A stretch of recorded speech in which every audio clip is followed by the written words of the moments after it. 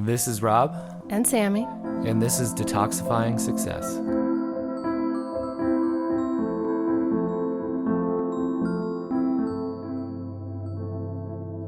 When did you realize your strive for success was toxic? When did you finally realize the push to the top was actually coming from the hand of a billionaire who was hoping to exploit you more?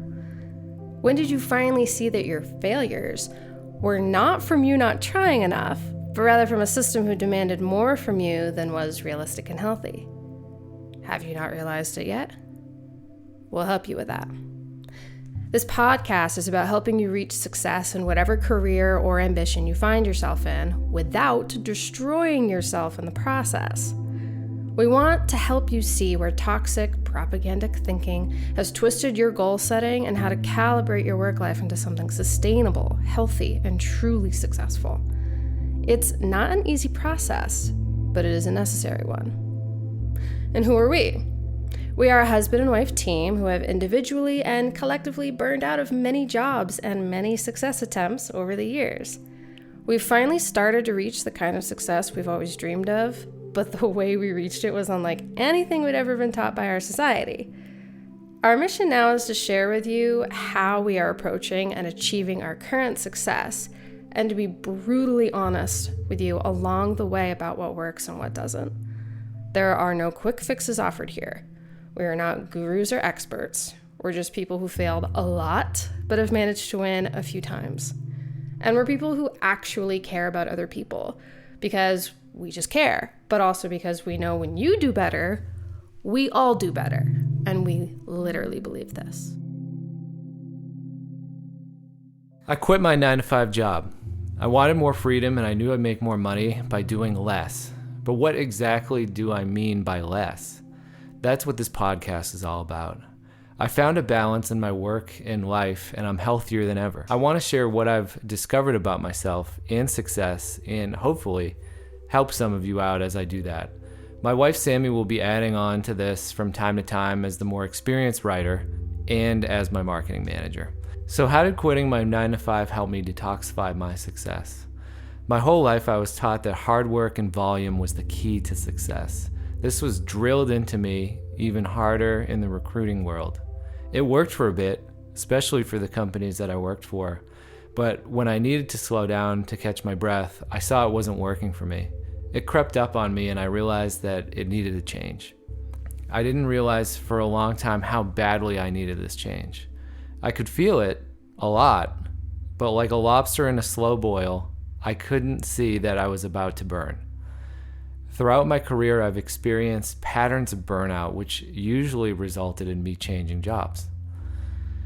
This time, I wanted to change the pattern, but before I could do that, I needed to change my beliefs. I used to think that hard work paired with long hours was the only way to be successful. It's no surprise I thought this way. I mean, look at what people say online about success.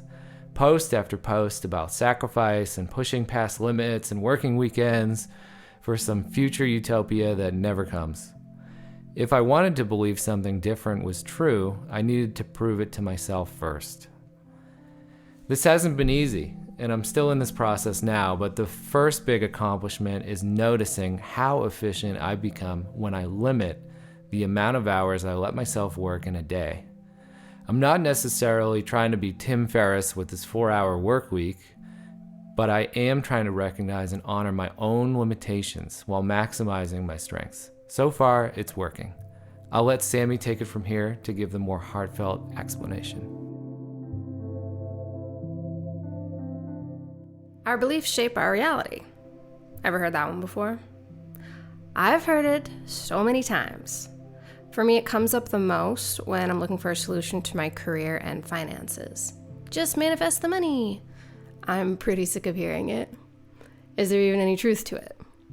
After a lot of researching and critical thinking, I've concluded the answer is kinda. So, can you just manifest your way into a better life by thinking positive thoughts? No, not in my experience anyway.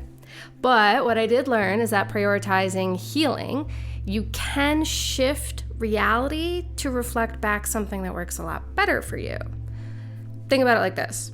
When we feel better, we usually handle things much better. If that's hard to believe about yourself, can you at least acknowledge times when not feeling well made you handle something with a little less care and quality than normal? That's certainly true for me. When we let our work go out with less than our best quality, it usually eventually catches up to us. And I'm not talking about a few slip-ups here and there. I'm talking about the poor quality of work that burnout causes. I don't know a single person who is happy working 8 hours a day on something they're not passionate about. Do you? And I'm not saying you should quit your job if it's not your passion, but I am saying working that long on something you don't love is not really sustainable. It will burn you out, and the quality of the work you put out will suffer. That almost always means our finances suffer along with it. This has always been true for me, and I saw it happen to Rob. He wasn't happy with his work or his money, and it wasn't because he was bad at his job. He's an incredible recruiter, but he wasn't maximizing his strengths the way that was passionate for him.